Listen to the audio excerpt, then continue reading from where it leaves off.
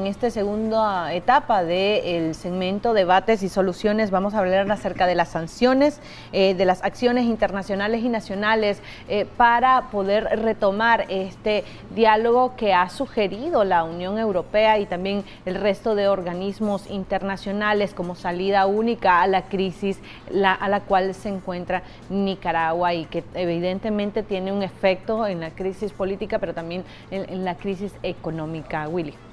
Así es, Michelle. Para eso pues ya está con nosotros el politólogo José Antonio Peraza. Bienvenido. Muy buenos días. Buenos días, José. Bueno, cada vez que estamos aquí se plantean soluciones, sin embargo, pues en el plano internacional tiene un panorama bastante adverso el gobierno de Nicaragua y pues todo hace indicar que la situación podría agudizar. Bueno, antes de entrar al tema que me estás preguntando, quería hacer referencia a algo que el día miércoles yo expresé algunas tesis de lo que se debía hacer. Y el día jueves, doña Kitty Monterrey utilizó una palabra peyorativa para referirse a mí. Bueno, ella básicamente lo que dijo es que yo había faltado a la verdad en el sentido de decir de que los partidos políticos no quieren despartidizar el Consejo Supremo Electoral. Yo solo voy a hacer una aclaración porque creo que es importante porque hubo una referencia personal, ¿no? Efectivamente, el Partido Ciudadanos por la Libertad, aquí tengo yo su propuesta de reforma electoral para que se pueda ver, la tengo desde hace mucho tiempo y siempre le he dado seguimiento. Definitivamente hay un avance importante en Ciudadanos por la Libertad porque hace referencia a que están de acuerdo de que se escojan a los magistrados por concurso público y que además de eso las juntas receptoras, los miembros de las juntas receptoras se escojan del padrón electoral. Yo creo que ese es un avance importante del Partido Ciudadanos por la Libertad con respecto a otros partidos. Sin embargo, aquí tengo yo su referencia con respecto a los consejos electorales, que en este caso en Nicaragua serían el Consejo Electoral Departamental, Regional y Municipal. Y lo voy a leer textualmente. Está en la página 12 de su propuesta. Dice: garantizar el pluralismo y la proporcionalidad en los consejos electorales departamentales, regionales y municipales, eligiendo a sus 3 miembros de listas propuestas por todos los partidos políticos o alianzas participantes en el respectivo proceso electoral, de manera que reflejen la pluralidad política local y nacional. Vuelvo a repetir, eligiendo a sus 3 miembros de listas propuestas por todos los partidos políticos. En otras palabras, si bien es cierto, Ciudadanos por la Libertad habla de los magistrados y es un avance significativo en su propuesta, sí propone que los organismos que controlan el proceso electoral siga estando en manos de los partidos políticos. Ahora, lo que plantea doña Kitty es una cosa que se da prácticamente en todo Centroamérica. Entonces, posiblemente fui impreciso, ¿verdad? Pero eso no significa de que no estén planteando un órgano electoral de esa manera. Sin embargo, hay otro tema que creo que es importante aclarar. Doña Kitty fue enfática al decir de que ellos están en contra, y tienen todo el derecho a estar en contra, de que se flexibilicen, digamos, los mecanismos para el nacimiento de nuevos partidos políticos. Y ese tema también es importante porque quiero aclarar algunas cosas. Nosotros nos hemos venido reuniendo con todos los partidos políticos. Cuando hablo nosotros es como Grupo Pro Reformas Electorales. Y nos reunimos con el reverendo Cerrato, su partido de Renovación Democrática, y él nos contaba que cuando ellos decidieron, digamos, buscar su personería jurídica, el Consejo Supremo les permitió llevar de los municipios a las cabeceras departamentales para poder elegir las juntas directivas que ellos necesitaban para poder participar en el proceso electoral. Ellos nos contaron, todo el grupo que acompañaba al reverendo Cerrato, que Ciudadanos por la Libertad había sido beneficiado con esa misma, digamos, relajación de los procesos para poder cumplir.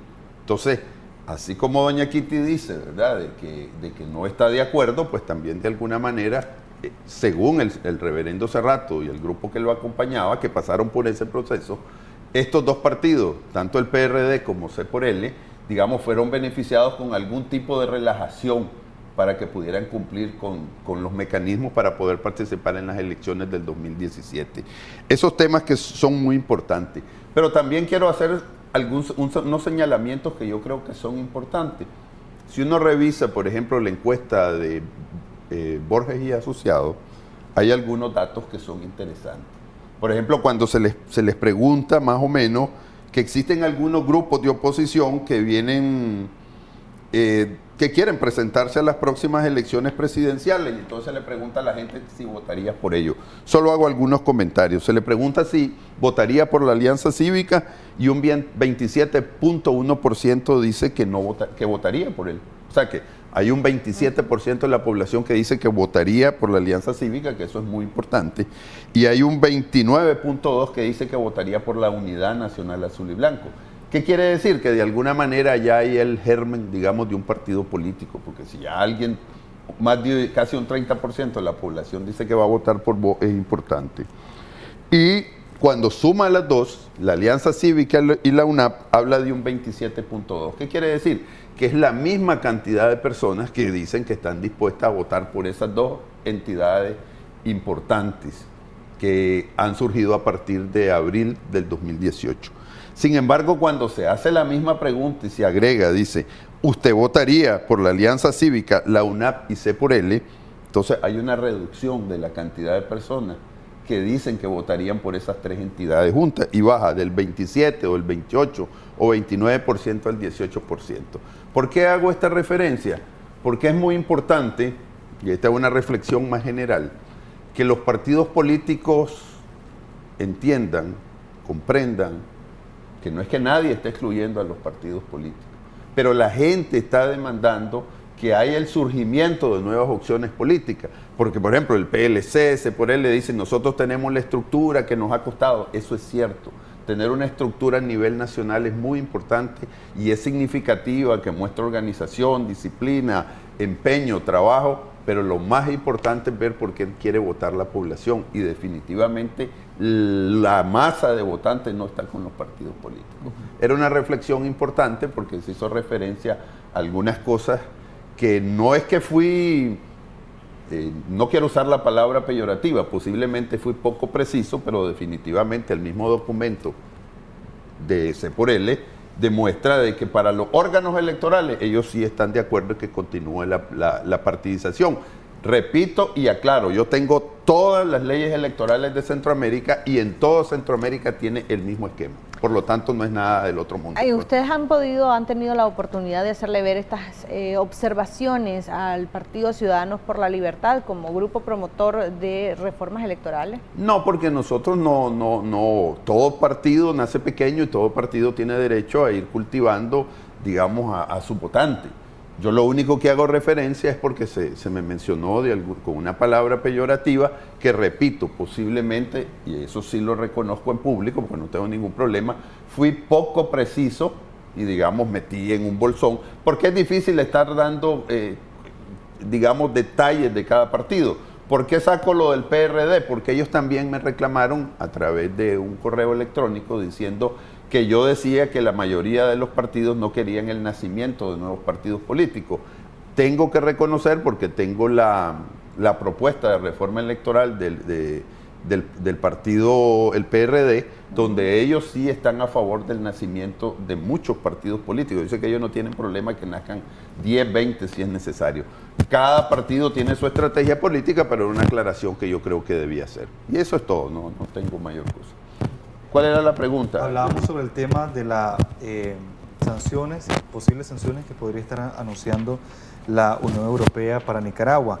Y también me gustaría hacerle comentario, pues, y me gustaría saber su punto de vista con respecto a las declaraciones que daba ayer el secretario general de la OEA, Luis Almagro. Decía que las democracias en Latinoamérica no están siendo afectadas por intentos de golpe de Estado, están siendo afectadas por 1000 pasos para llegar a una dictadura como la de Venezuela y por 1000 pasos para una inestabilidad.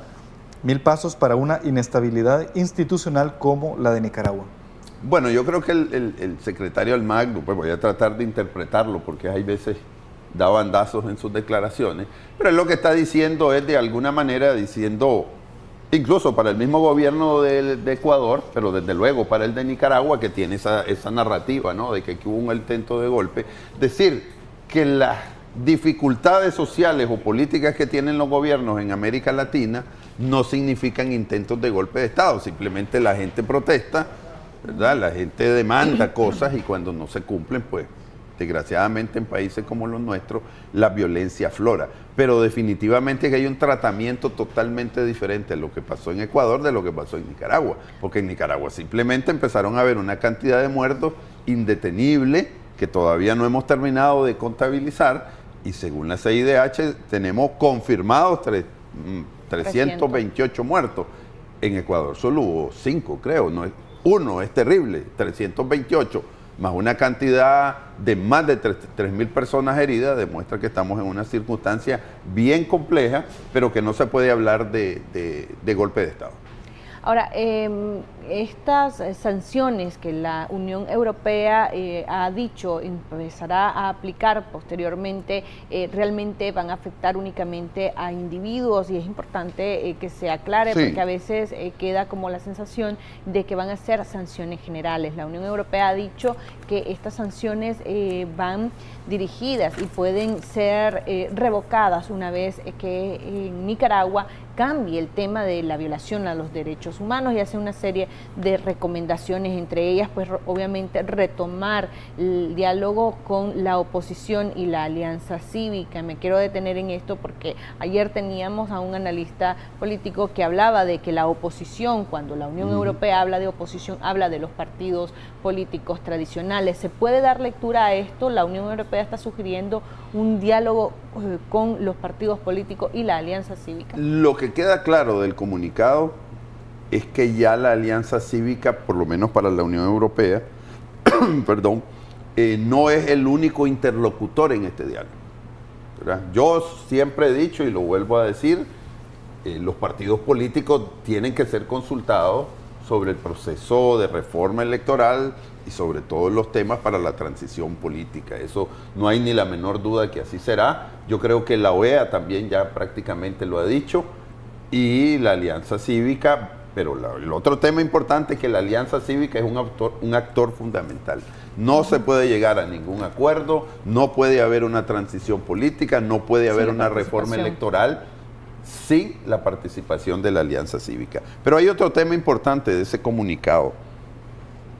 Yo creo que el comunicado deja claro de que aquí no hay un golpe de Estado, y simplemente lo dice, no hay un intento de golpe de Estado. Dice, está preocupado por el deterioro de la situación política y social.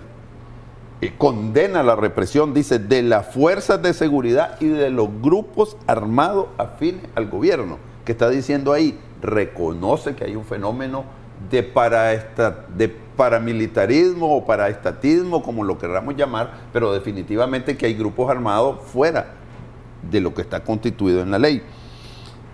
Se molesta, por lo menos en el comunicado lo deja muy claro, la persecución, el acoso a los opositores y a los manifestantes, dice, a los medios de comunicación independientes y a la sociedad civil. ¿Qué es lo que nos está diciendo la Unión Europea? Que ellos tienen claro cuál es el origen de la crisis y insta al gobierno que cumpla con los acuerdos y que además vuelva a la mesa de negociación, que ya tú lo dijiste, Michelle, que vuelva a la mesa de negociación con el gobierno, con la Alianza Cívica y los grupos opositores, que no los define ni los describe, pero de alguna manera podemos suponer que parte de esos grupos opositores son los partidos políticos. Ahora, las recomendaciones son muy importantes, ¿verdad? Pide que se respeten los principios, digamos que se recuperen las libertades, que vuelvan los organismos de observación, de defensa de los derechos humanos, y está hablando de la CIDH y del Alto Comisionado de las Naciones Unidas. En otras palabras, involucra a la OEA y las Naciones Unidas, y que vuelva a un proceso de diálogo para buscar una reconciliación y una transición pacífica que permita, digamos, recuperar la estabilidad en el país. Si hay algo que deja claro el comunicado es que ellos tienen un diagnóstico muy claro de lo que está pasando en Nicaragua y hacen una propuesta que están expectantes para que eso se cumpla. Además, hablan de que precisamente el diálogo debe ser para discutir reformas electorales. Y que se ponen a la orden de las partes si estas así lo requieren, es decir, si se le convoca o si se les pide que participen de este proceso de diálogo. La pregunta es, ¿la Unión Europea podría también discutir con el gobierno reformas electorales, al igual que se le podría hacer con la Organización de Estados Americanos? La Unión Europea, porque yo he tenido algunos contactos con algunos personeros, está muy al tanto de la situación del proceso de reforma, porque ellos están convencidos de que esa es la salida. O sea, pónganse de acuerdo en las reformas para poder transitar hacia la democracia lo más rápido posible, siempre y cuando se cumpla lo acordado, porque eso es importante. Entonces, en ese tema no hay ningún problema con la Unión Europea. Lo que sucedió es que el diputado Jáuregui, que vino a inicios de año, puso a la orden, pero también el vicecanciller de Alemania puso a la orden la expertise de la Unión Europea sobre el tema de reformas electorales, porque ellos, y no están mintiendo, son posiblemente, el grupo de países que tiene más expertise a nivel mundial sobre temas, digamos, de reforma electoral. Ellos han iniciado un proceso hace mucho tiempo de unión, que ha sido, digamos, de los procesos de unión más exitosos en el mundo, y han podido manejar la votación de 27, 28 países que hubo en algún momento en la Unión Europea, que muestran que tienen un bagaje muy amplio sobre estos temas y lo han puesto a la orden del gobierno de Nicaragua y del pueblo de Nicaragua. Yo creo que esa es una palabra que se debería de tomar para colaborar en el proceso. Pero si hay algo que hay que tener claro, es que la Unión Europea tiene claro el diagnóstico y tiene claro cuáles son las situaciones que se están presentando, y además tiene claro cuál debe ser la salida, que ellos están diciendo que se cumpla lo acordado, que se recuperen las libertades y que además de eso empiecen un proceso de diálogo sincero para que entremos al proceso de definir cuáles van a ser las reglas electorales que son vitales para poder recuperar la democracia. Ahora, la pregunta es, la Unión Europea ha emitido este comunicado, sin embargo no ha dado los nombres de aquellas organizaciones gubernamentales o de personas o de funcionarios públicos a quienes podría estar sancionando. ¿Estará la Unión Europea esperando el dictamen de este informe que la Organización de Estados Americanos y la Comisión Especial estarían dictando el 11 de noviembre? No lo sabemos, pero podemos suponer de alguna manera que ese informe es importante en esa medida, ¿no? Porque, a ver, se dieron plazos de 75 días, vino una comisión, no se le permitió el ingreso. Algo va a tener que decir esa comisión, que yo estoy casi seguro que no va a ser a favor o que va a beneficiar al gobierno por dos cosas muy simples. Hay decenas de informes que hablan de la situación de Nicaragua, y además de eso es una comisión que venía a hacer gestiones de más alto nivel que tampoco se le permitió. Entonces, posiblemente va a venir lo mismo que pide la Unión Europea, que regrese la Comisión Interamericana y que regrese el Alto Comisionado de las Naciones Unidas. Posiblemente, casi seguro, que el informe de la Comisión de la OEA va a venir sobre ese mismo camino que ya están dados. Ya hay miles de páginas escritas sobre la situación de Nicaragua.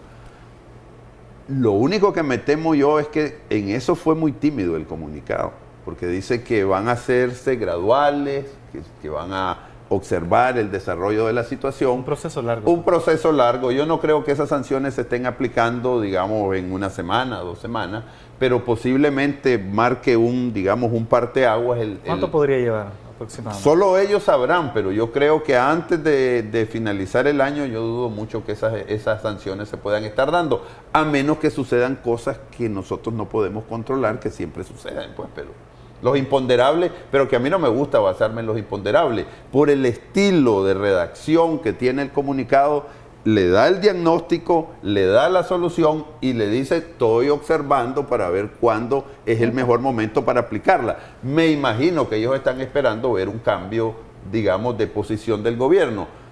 Conociendo a Daniel Ortega, va a esperar que esos 75 días estemos en el 73 para decir algo. ¿Y si acaso? Y si acaso. Porque si ya no lo dice, entonces vamos a entrar a otras sanciones mucho más fuertes. El gobierno de Estados Unidos tenemos pues, tenemos información, está presto a aplicarlas, pero está esperando que se den las condiciones para hacerlo de la manera. El informe de la OEA. Posiblemente el informe de la OEA y posiblemente, esto ya es una cosa que yo estoy especulando, está esperando que camine el proceso de unidad y de consolidación también de, digamos, de la unidad o de la alianza o de la, digamos, la alianza que tanto se habla y que se está trabajando, que se está avanzando, pero que yo creo que la comunidad internacional está demandando que este proceso se acelere.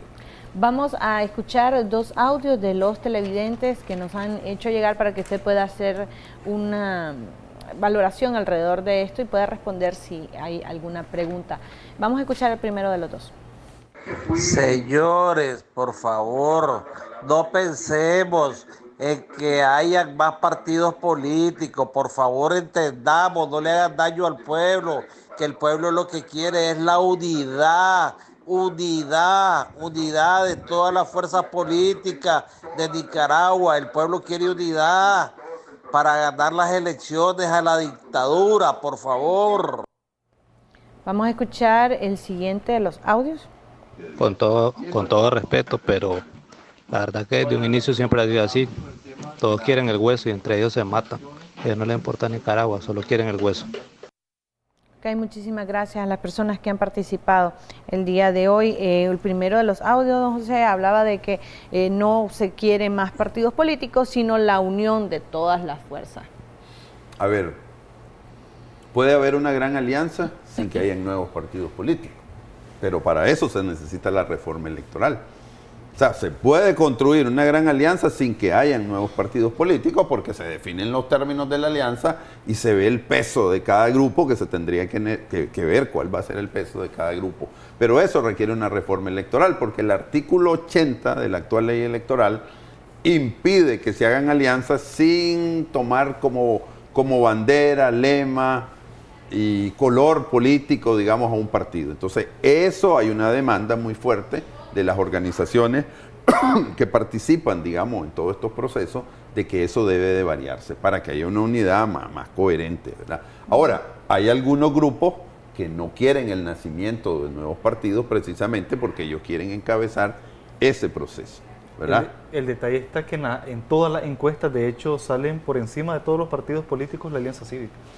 Pero, a ver, yo no sé cómo se va a llamar el nuevo partido, si es que en algún momento va a haber un nuevo partido. Lo que tenemos que tener claro es que debemos facilitar, porque esta es una reforma electoral que quiere corregir, digamos, las consecuencias nefastas que tuvo la ley electoral del 2000 producto del pacto. Entonces, ¿cuál es uno de los grandes problemas? De que se cercenó, digamos, la capacidad de crear, de conformar nuevas opciones políticas. O sea, ese es un proceso que es indetenible, es consustancial a la reforma electoral. ¿Por qué? Porque si no abrimos esa puerta que se cerró, de que haya la posibilidad de que haya nuevos grupos que planteen una situación diferente, o la misma, pero con personas o con cara. Eso va a depender cuáles son los que quieren y pueden construir un nuevo partido político. Ni siquiera le estamos poniendo nombre. Aquí yo estoy hablando como una persona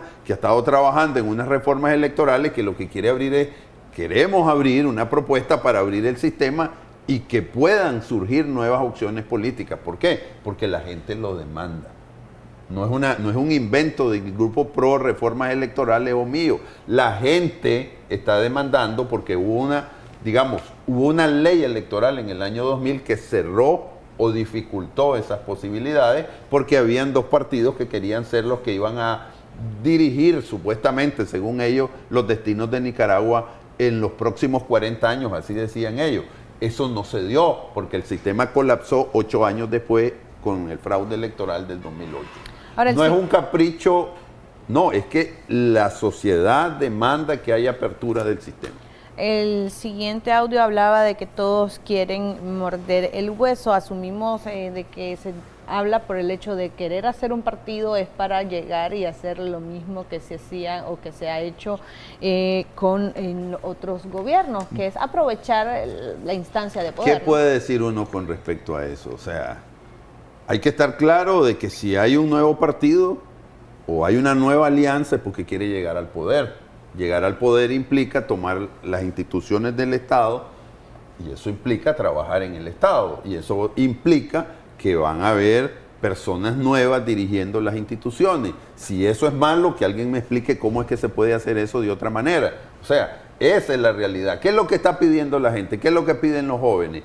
Que asciendan nuevos grupos, que tengan visiones diferentes de cómo se hace la política, de cómo se asciende al poder, de cómo se crean estructuras democráticas para que la gente tenga más oportunidad de decir a quién quieren tal o cual puesto, pero al final de cuentas siempre va a haber la necesidad que alguna persona, sea quien sea, ocupe los cargos principales del Estado. Eso es fundamental en toda democracia. ¿Qué es lo que se quiere? Tener una democracia representativa y funcional que permitan que las mejores mujeres y los mejores hombres de Nicaragua puedan ascender a esos puestos.